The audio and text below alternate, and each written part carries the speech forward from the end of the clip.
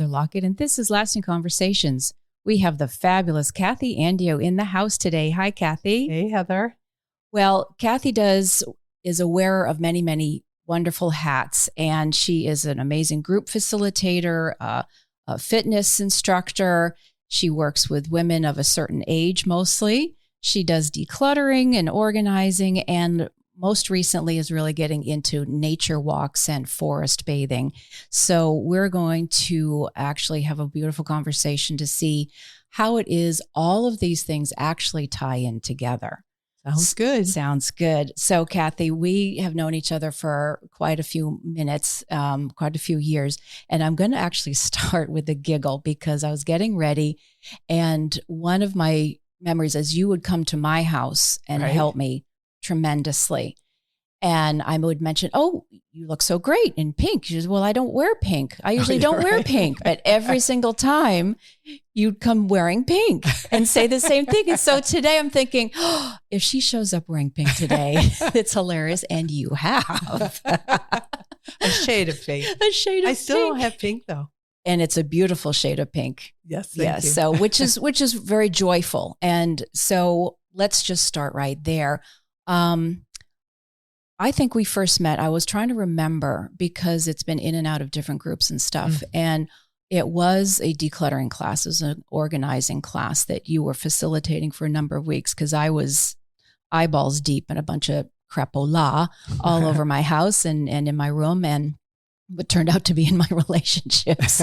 So who knew? Who knew? Exactly. And that's where you have shown up exactly at perfect moments, actually, when we don't realize that we really need an earth angel, somebody appears. And as long as we keep saying yes, then that continues to happen. So where would you like to start with your journey? Because part of that too is the artist way and how things have come together to not just be Miss Declutterer. It's a lot more than that. Right. And I think sometimes people get confused with when you say the artist way because they think we're artists, like we paint, sculpt, or draw. So the Artist Way is a book by Julia Cameron that was probably put out in the early 90s. And it's a way to connect with your creativity. And so a group of women, I think they were like 10 to 15 of us were doing a book study on it. And when I picked up the book and it's on the cover, it says a higher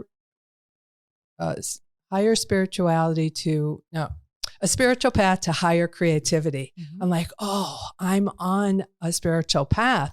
But when I picked it up and it said higher creativity, I go, I'm not really creative. But from doing that book, I found that I was creative. I still don't paint, sculpt, or draw, but how my creativity comes out is in when I do choreograph an aerobic dance, or what I do is I do mosaics. But anyways, back in those days, I didn't have time to be creative. I didn't have time to explore different avenues of creativity because I was so busy with just life. But also I realized at that point in my life that even if I did have time to maybe sew or to do a mosaic, there was no place to do it in my house because I had so much clutter. So I realized I needed to start getting rid of my clutter. And so whenever I have an issue in my life, I read books on it. And so I read a whole bunch of books and I started to get rid of my clutter. And then once I got rid of my clutter, then I was able to get in touch with my creativity. So that's really beautiful. And, it's interesting as you're saying that we have this stigma on us. Well, I'm not creative, or I can't paint, and I can't this or sing or dance or drum. All of that is complete hooey. So having the Artist Way and other facilitations I do the drumming and singing bowls and things like that, that taps into our natural creative selves. Right. The whole spark joy. Children just have it. They come out and they run around and they sing and dance. And it's so interesting how we can still run that tape and have that very verbiage of, well, no, I'm not creative. I can't paint. I can't this. I can't that. And anybody and everybody literally can. Right. So this is where that part of your journey is. So having the literal space in one's home to do it, let alone our mental space.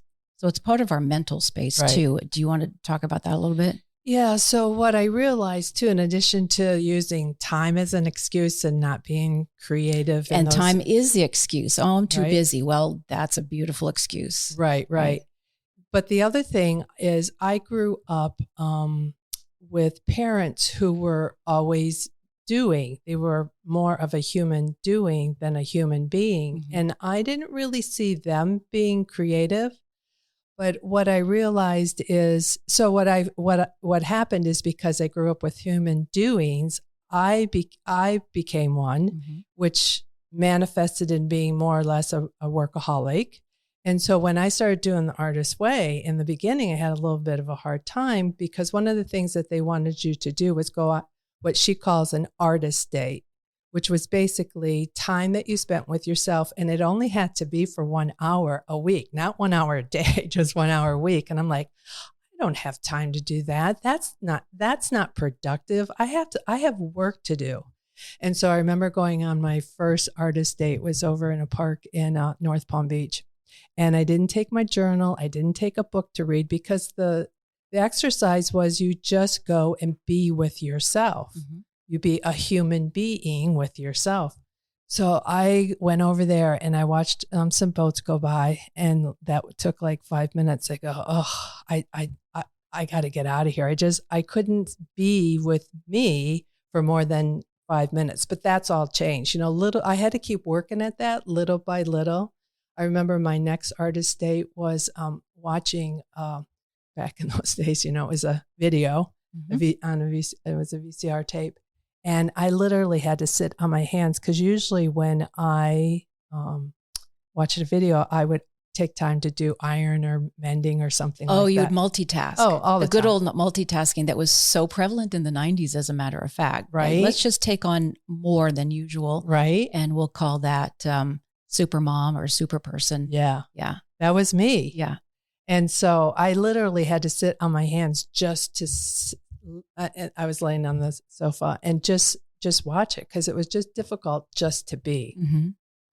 So from there, that being, how has that also morphed to, you've tapped into the creative side, but we can get into that playtime aspect. And I took some really fun classes with you with that as well. And that, I think we have forgotten how to play. Definitely. Right. Especially if you're a workaholic. And we just have forgotten how to play. And, I talk to other workaholics. There is a 12-step program called Workaholics Anonymous. Mm-hmm. And when I tell people that, they go, there is? So it's a 12-step program that help people learn that they might have an issue with working too much and that they are human doings instead of human beings. And one of the things that I've learned from there, I'm still working on some of the concepts I've learned there, but is to go flowly, which means go with the flow and move slowly. Because I'm the type of person that wants things to happen. So like I'm a push to get things to happen. And that doesn't always work. Go slowly. Right? I love that. Right? That is just wonderful. So when you have now with your nature, mm-hmm. And the forest bathing, tell us about that, because that brings a whole nother aspect.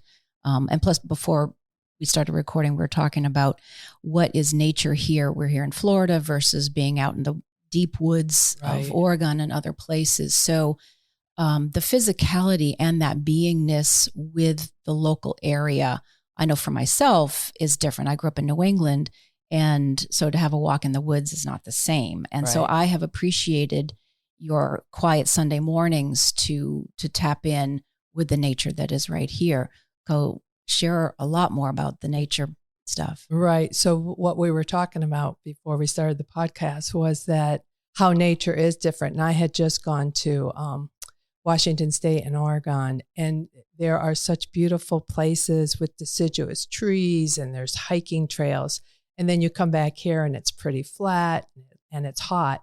But what I've learned is to appreciate the nature that we do have. Mm-hmm. And so my forest bathing, and the reason why it's called forest bathing is because when you go into a forest, the trees are emitting a substance called phytoncides. And those phytoncides are natural, the phytoncides emit in your body natural killer cells. And so they kill tumors and cancers and autoimmune diseases. And so basically when you're out in nature, you're bathing in the forest, getting the good effects of the phytoncides. So that's why they call it that.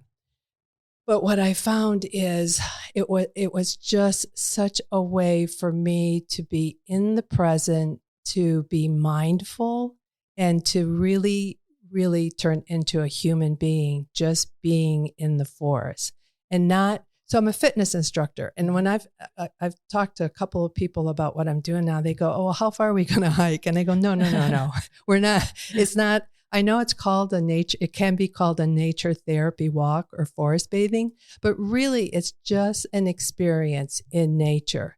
And I know you experienced it a couple of times. And so what we do is we start with a guided meditation that gets you in touch with your five senses, because often we're so like, I don't know if everyone that comes is like me, but like I was so not into my senses. Like when I would go into the forest, it would be for a fitness walk. Mm-hmm. I would see, oh, that's a nice tree, or that's a cute bird or a squirrel, but I really wasn't paying attention. And so the meditation first brings you into your body and being there. And then I give people invitations, and we call them invitations, not exercises or activities, because for workaholics, that means like we've got to be the best. We have to get the best grade. And it's homework. Oh, fun. Yay. Yeah, right. Versus no, you're here to listen. Right. And pause. Right. And the invitation is given to you in a certain way. But if you don't want to do it that way, then you don't have to. Mm-hmm. So one of the invitations that I've done and I've given, and I know that you've done it, is that you find a tree that you resonate with and talk to it like it is a friend and see what it has to offer. And it's amazing what you can get back from a tree, which I know sounds a little crazy, but it is amazing what the forest has to offer. Well, and it's not even that far off crazy, really, if you think about it, because, and I know there are recordings, that's a whole other industry that people can have recordings of the plants and the animals and the crickets. What is the symphony actually saying in a forest and in a jungle? Somebody out there, I'll love to chat with you on a podcast about that. So, these are fellow sentient beings. And so we are communicating with each other, really. And so it's actually really not that far off. And of course, our indigenous brothers and sisters from thousands and thousands of years ago knew this already. Right. They've known it. And somehow we have gotten disconnected. And these are great invitations of getting reconnected. In fact, tell us how this whole thing started specifically. I know people have done it in different ways, but from Japan and industrialization, tell us more about that, how you learned about that. So it started in the 80s in Japan, where a lot of the farm workers had to move into the city because they needed to get better jobs. And what was happening is they were getting cancer and autoimmune diseases. And so the government decided to do some research on it to see what was happening. And so what they did was a very scientific research where they would take the workers and they would test their blood pressure, their heart rate, and the cortisol levels. And then they would take them to do forest bathing. Mm-hmm. And they, of course, found that everything decreased after being out there in the forest. So that was in the 80s. But then there was a man here in the States, his name is Amos Clifford, and he started the Association of National Forest Therapy. And the emphasis is not so much on the physiological effects of it. I mean, that's all great, but it's more about just connecting with nature, and then not only just nature, but nature, ourselves and with others. So there's all sorts of research. I mean, it's getting bigger and bigger. In fact, one of my friends who just went on a walk a couple of weeks ago texted me and said that it was an AARP.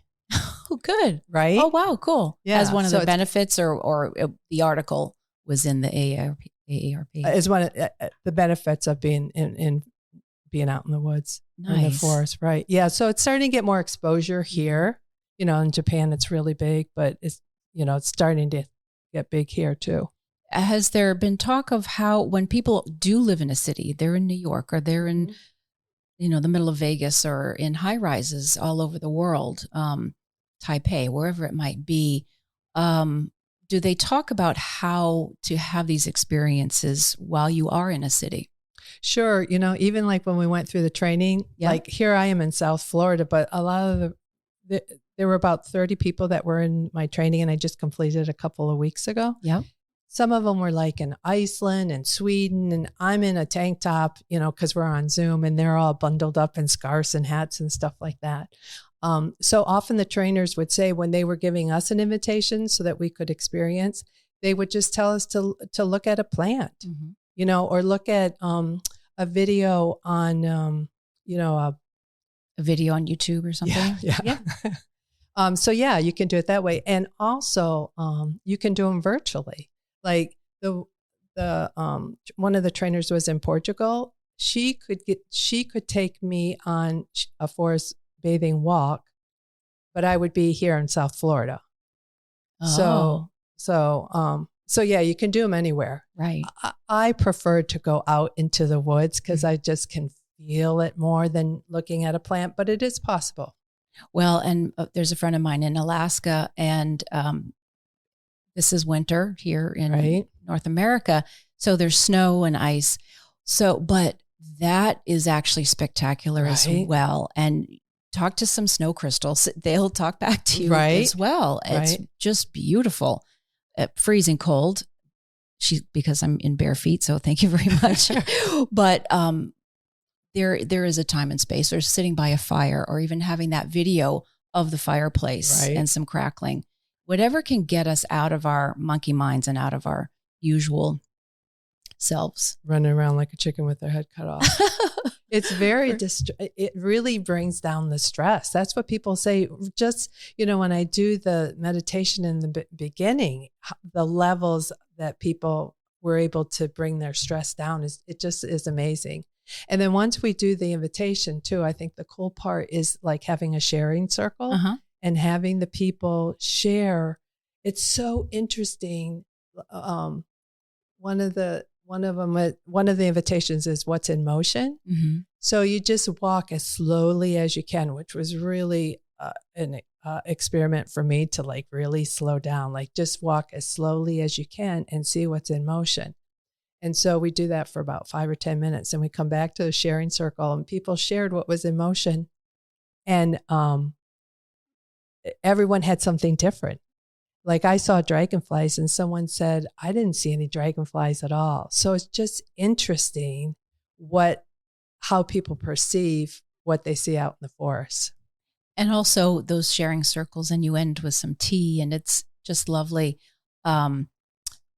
What can come up for people, right? What is it that we're feeling that maybe we haven't had the quote time to even tap into, and to have a group, because you do great group. You are a beautiful group facilitator. Oh, I do good circles, but I have learned tremendously from you, and how to have communication and dyad and things, and really listen and to be present with people. So to have that facilitated as well in a loving container is a beautiful, beautiful thing. Yeah. Yeah. It's I don't know. It's just so, I just love, that's the part I like the most, that and the tea ceremony at the end. Well, really, and you've given us, I don't know, tree bark tea and things like that too, this is really cool stuff. And it is a bit of a departure, or I should say it's a next level from the fitness and the decluttering that I've known you for. Right. Which is also doing. Right. And so I appreciate what you're saying. If somebody wants to go out in the woods, but they're worrying about how many steps they're taking, and their fitness levels, that's not what you're talking about. No, it's a complete different experience. It's being at one with nature. Mm-hmm. And that can be so many different things for different people. Right. Which is really one with ourselves. Right. Right. So we have part of this too is about joy, and I think this was in the beginning when you were first tapped into the artist way, that you had recognized that you had lost some joy, and all of this was bringing forth your own recovery journey. And I'm going to say recovery in the broadest sense is like you were saying, we're all recovering from something, right? I'm a fixer in recovery, right? Among other things. And we have ACA, adult children from God knows what, from our paths. Right. So to go there and basically remember our joyful selves, that has been another phase, and some of the circles that I've been in with you as well. So, but that tapped into in the beginning for you that you had recognized, oh, there's got to be something better. Right. Right. Yeah. Fortunately for me, even though I grew up in a dysfunctional family, I was able to play. Mm-hmm. So I did have an opportunity to play board games, and I took baton lessons, and I went horseback riding and that type of thing. So my little kid, when I got into ACA, Adult Children of Alcoholics / Dysfunctional Families, my little kid had been lost for a long time when I turned into a workaholic. And so it was such a neat experience to tap into her. And so one of the first things I did after I went and sat in the park and then watched a video is I went horseback riding. Mm-hmm. And the place is gone now, but it was, it was just such a delightful experience to re-experience that again. But it took me a while to really listen to that voice inside me that did want to go out and play and have fun, because the workaholic part had really taken over my body for quite a number of years. But now, it's much easier for me to listen to her and go and do fun things. That's really cool. And it segues into the decluttering part, because like you were saying earlier, when we don't have the physical, we don't have the mental space, right, and that allowance, and then it can come into the physical spaces as well, that I don't have room on this counter to bake, or I don't have room in this office to think of my next step, or whatever it might be. How are you finding people? You've got lots of clients that process of letting go.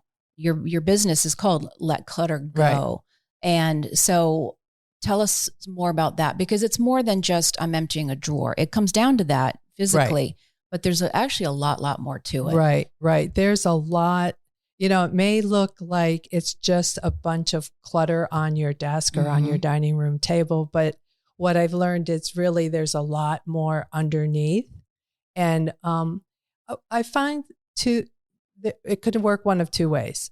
If someone goes and starts getting rid of the clutter that's in their mind, then the clutter that's in front of them starts to disappear. Right. But it also works the other way. If you start getting rid of the clutter that's out, it clears your mind so you can make a decision of, is this something I need to keep or something I need to let go of?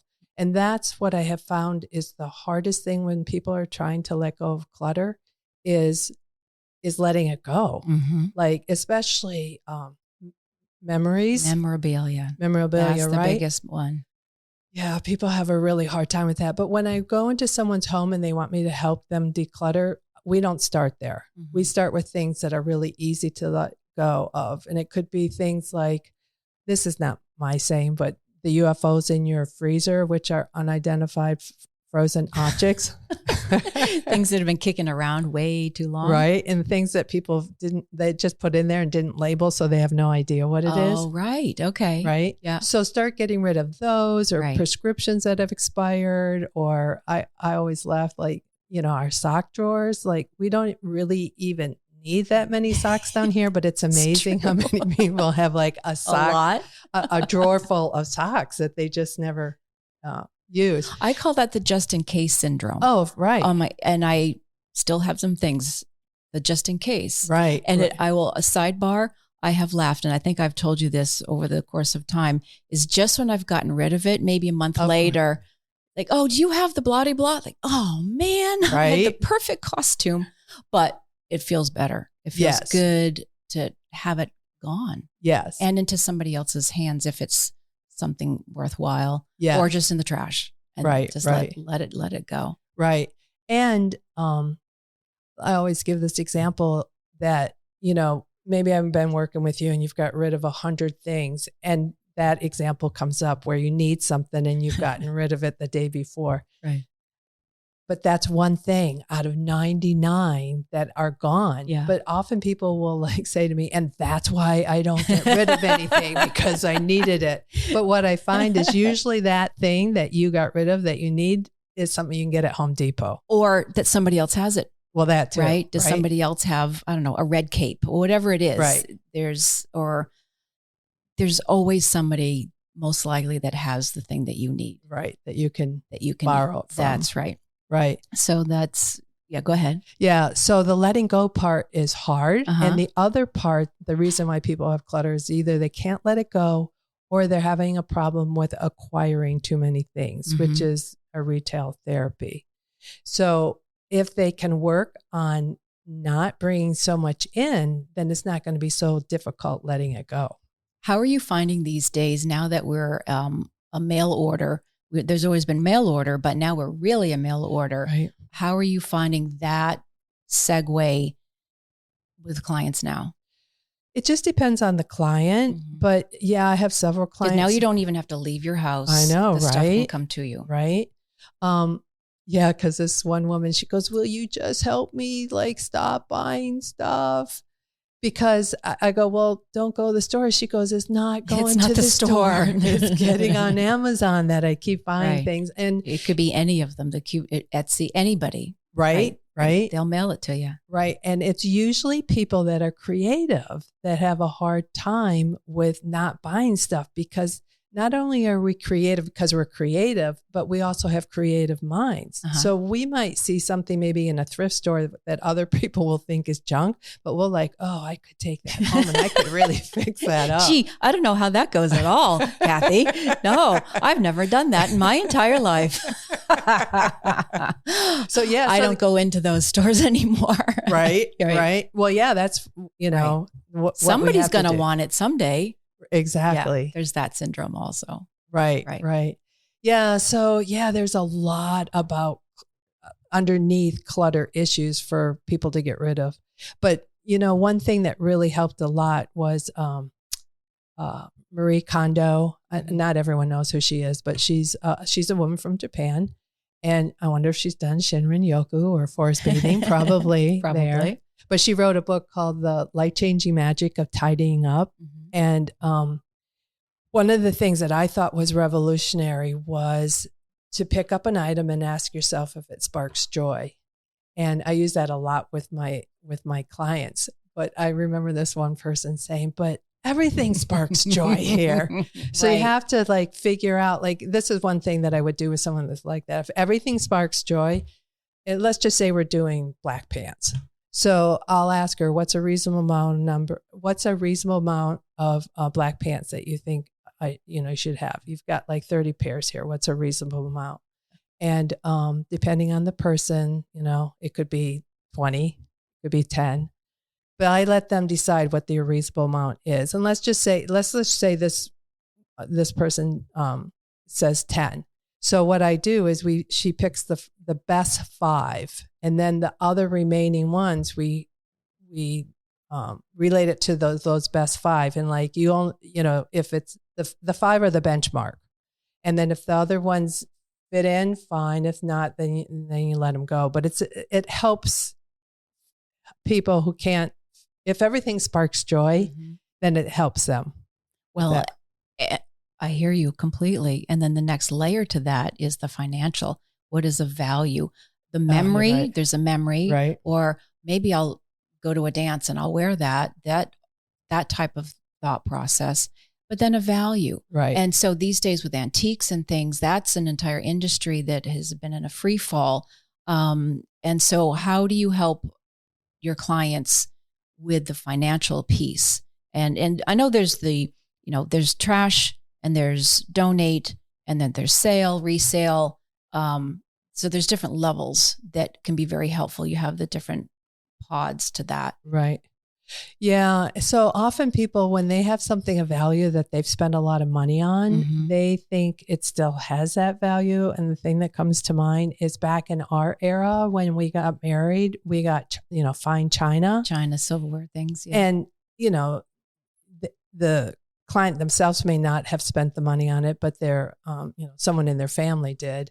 And it has the memory with it too. So it's really hard to let it go, but if they are ready to let it go, there's no one to really let it go to, because the millennials, if it doesn't go in the microwave and in the dishwasher, then they don't want it. So, yeah, it is really hard to let go of things. And often what people will do is they'll try to sell it on eBay. And what I have found is that a lot of people, like I said, think their things are worth more money than they are. And so I don't encourage going on eBay because it's time consuming.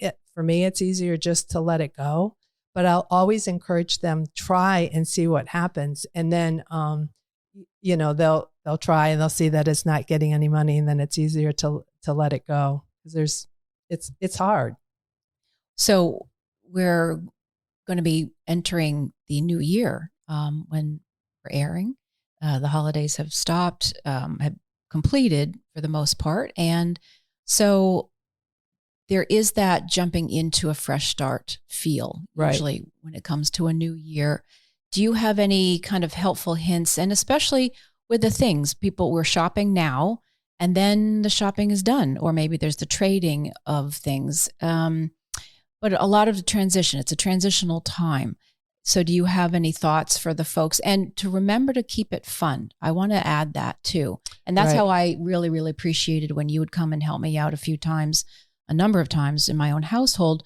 Not only did it help my own ADD-ness to get it actually done, but it was fun. It was a lot of fun, because then then now go play. Like this doesn't have to be the horrible, overwhelming thing. Just do it for a little bit and then go play. Go do something. I don't want to say reward, but would you say that as well? Yeah, and I do say reward. But often when I'm talking to an adult, it's like, well, first of all, let me just say a couple of things. Yeah. So Christmas is going to be done. If you have Christmas decorations that you haven't used, what people will say, but maybe I'll use it someday, or maybe I'll use it next year, or someday. And then my comeback usually is, if you didn't use it this time, what makes you think that you're going to use it for next year? So if you have some Christmas decorations that you haven't used, this is the time to let them go. So that's the one thing. And then as you're moving into the new year, like you said, like, make it fun. And so when I was getting rid of my clutter, this was back in the day again, when Oprah was on, I would just plop myself down in front of the TV. And I was a teacher at that point. I mean, I was a teacher, but not at that point. And at that point, though, I was going through my old lesson plans that I decided I'm not going to go back into teaching. And so I would make it as palatable as possible. Some of my clients put on music, anything like you said to make it fun. Right. The other thing that I found is I'm more likely to get something done if I write it down and put it in my calendar, like it's a doctor's appointment or a hair appointment. So if you write it down, also if you can do it on a regular basis. And for myself, I've learned if I want to establish a new habit, then I attach it to a habit that I already have. So for example, a lot of my clients have not only physical clutter, but now there's the digital clutter with emails. Yes. And so emails, photos. Right. Yes. Right. Yes. And so even for myself, I saw that I was accumulating a lot of emails too. And so what I would do is and here's the thing too, is like you mentioned it can be overwhelming. So what I tell myself is that I just have to start it. It's just something small. And so when I was trying to get rid of my emails, I told myself, I just have to set the timer for 5 minutes and sit down and get rid of 5 minutes worth of emails. And I did that consistently for 7 days. So that was 35 minutes of emails that I got rid of. But if I had told myself, you got to sit down today and sit in that chair, which I have a really hard time in front of the computer, and get rid of emails for 35 minutes, it wouldn't have been done. So to break it up in small, easy to do pieces, it's more likely to get done.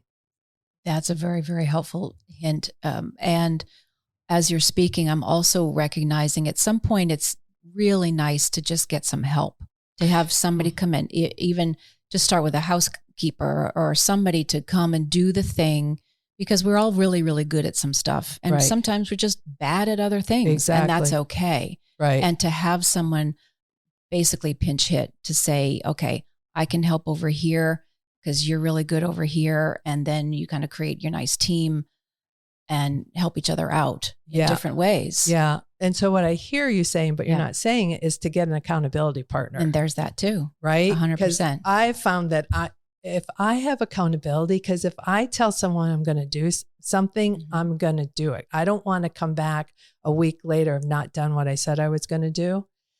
So one tip that I would give, so I used to teach classes that help people get rid of clutter. I'm not doing that right now, but when I did, I would have them pair up. So they would have an accountability partner.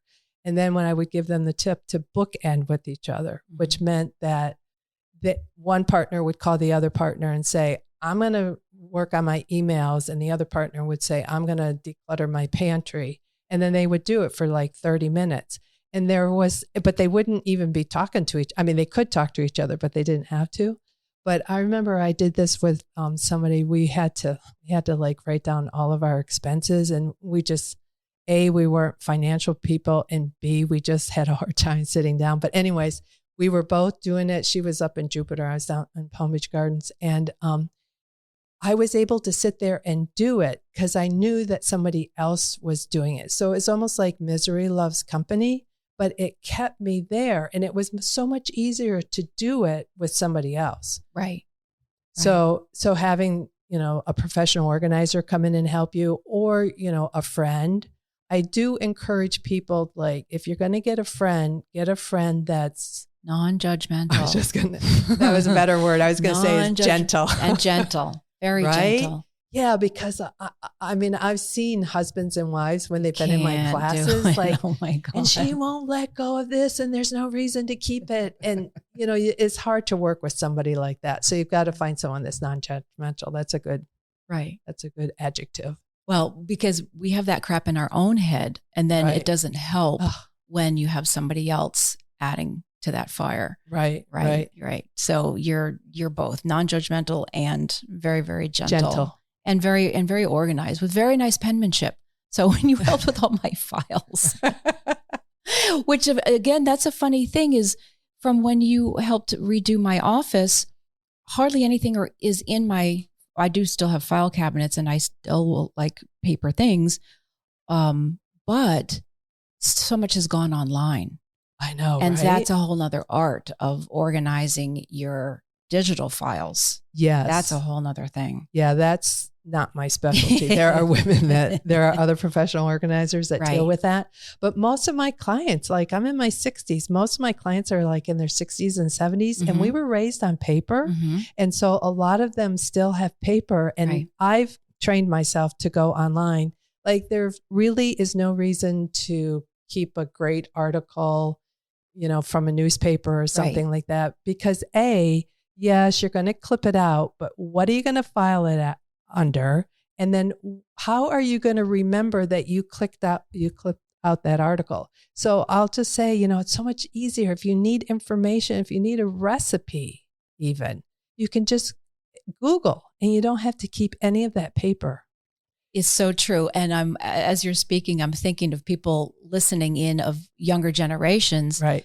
They don't even know the words you're saying. What are you even talking about? Clipping, paper, article, file. What is that? Right. Right. In terms of in an office, because let's face it, there's van life now, and people are hitting the road, and the jobs are mobile. Everything is mobile, which is also into, if you have inheritances and things, where are things going? Well, I'm going to save it for, well, what? Well, who? Right. Right. Which reminds me of one of my clients had 2 sets. Well, the younger people probably aren't going to know what this is either, but 2 sets of encyclopedias. Yeah.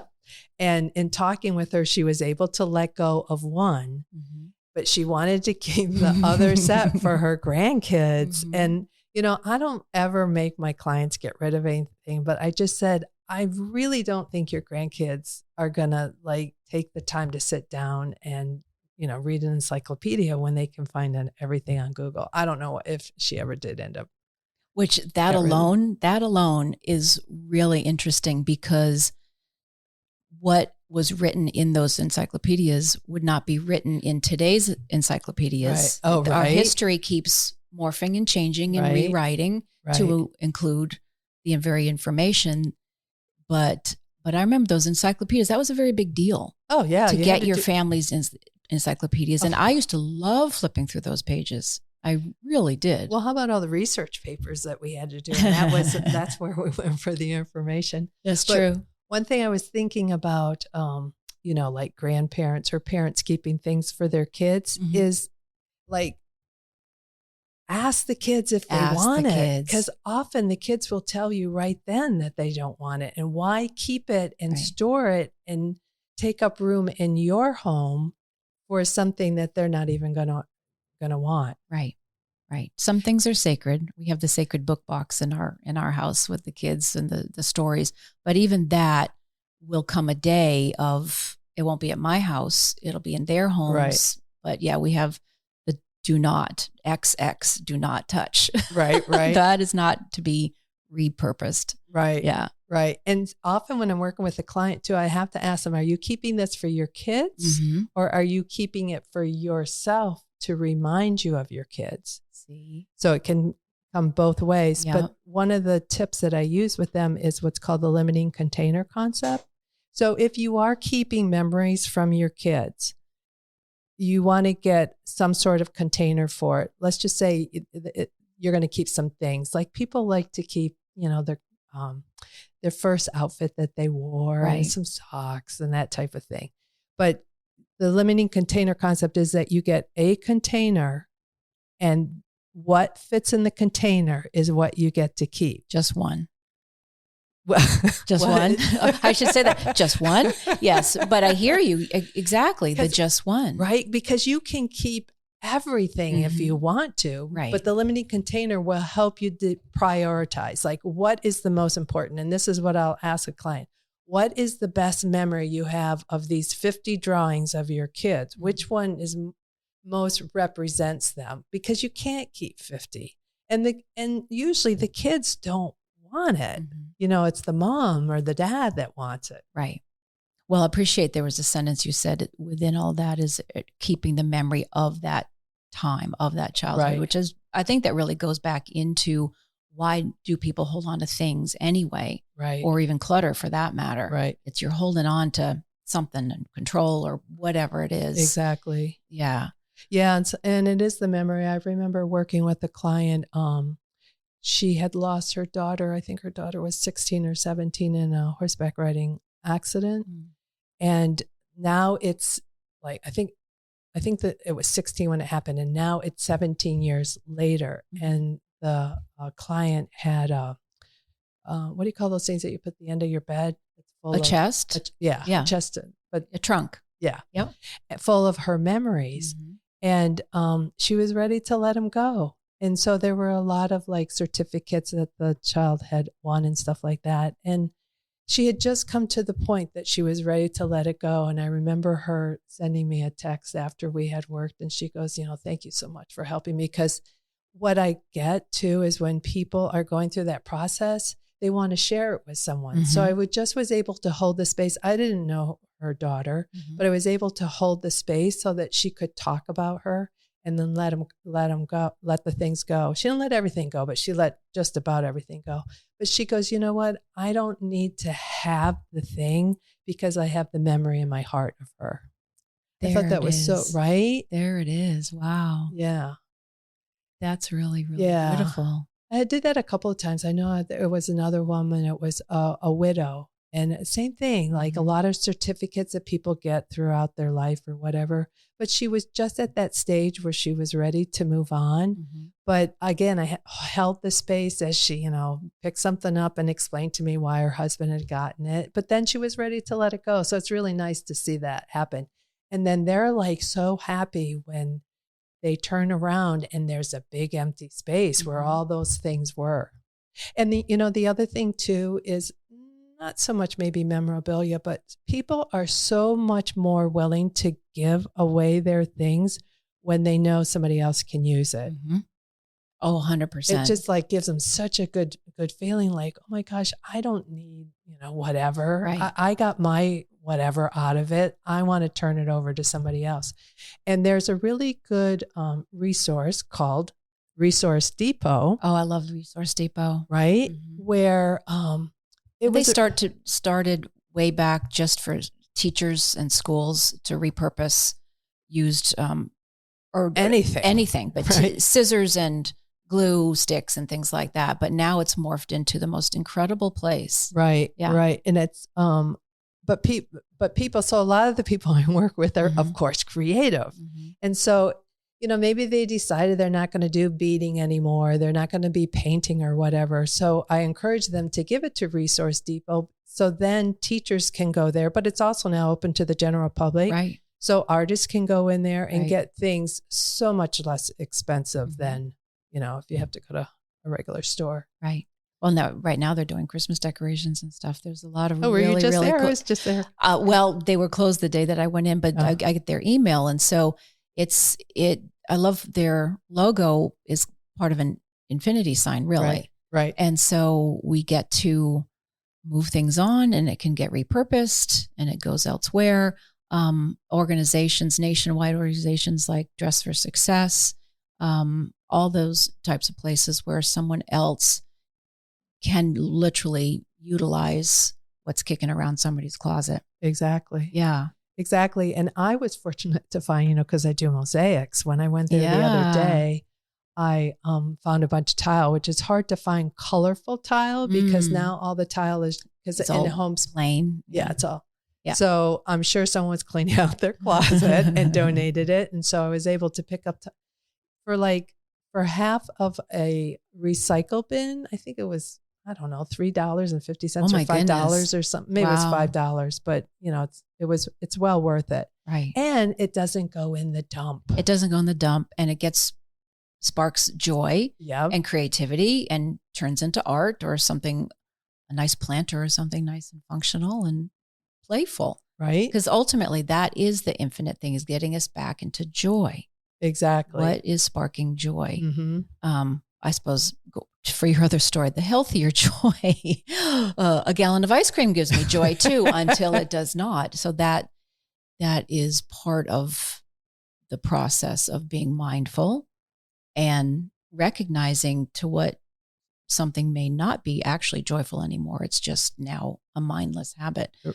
So, but with your work and what you're doing with people, you and I have done, actually, I don't think you attended, but I did show and tell, grown up show and tell. Oh, right. No, for a while. Yeah, that was a lot of fun because in that same way, people could say, this was my such and such, or this belonged to so-and-so. And they just needed to voice it and give it a voice. Right. And then they can let it go, or just, it was just a lot of fun. I remember as a kid having a lot of fun with show and tell. So, oh yeah, show and tell was gobs of fun. Yeah. Just even trying to figure out what you want to show and tell. Exactly. Half the fun. Right. So that's just it. So we have, how do you see your next venture coming into 23? Your next phase? So let's see. I really am getting into the forest bathing. I feel like I really started that a long, long time ago. Like I remember the first Earth Day was in 1970, and I participated in the first Earth Day. And then in my classes, we would do vision boards. And unbeknownst to me, when I went back and looked at them, like a week ago or so, they're full of nature. just amazing. Mm-hmm. Like the message was there, but I wasn't getting it back then. Right. So that, and I'm going to continue with teaching my fitness classes. I only teach during the season from January to June, but I do teach people that are in their 60s and 70s, and there are other people that are teaching that age group, but they aren't that age group. They're usually younger. Right. And so they don't get that we can't do 50 squats at a time. Mm-hmm. So I think that's one of the advantages of coming to my class is I've been teaching for a really long time, but that, I know what we're capable of doing. And then I'm going to continue doing my organizing and decluttering because I enjoy working with clients, but I am at the point where I'm semi-retiring. Cool. Well, I'm not at the point. I am semi-retired, and I'm just really enjoying it. But back to where I see myself going is really with the forest bathing, because I get so much out of it too. I get to slow down and just be mindful and be in the present moment, which when I was in my workaholic days was the furthest from the truth. I love it. I love it. And Kathy, thank you so much. Do you have any last tidbits that you would want to share, rounding it out, and the singing and the playtime and the dancing and all the fun things we've done before? Yeah, just back to Marie Kondo with her little saying, does it spark joy? Whatever you're doing, whether if it's an item you're trying to get rid of, if it's someone that you're spending your time with, do they spark joy in you? Right. Whatever you're doing, does it spark joy, or are you doing it because it could be the whole house itself? Right. Does my life resonate anymore? Right. And what I was going to say, or am I doing it because I should be doing it? Right. Yeah. We don't need to should on ourselves. We don't need to should on ourselves.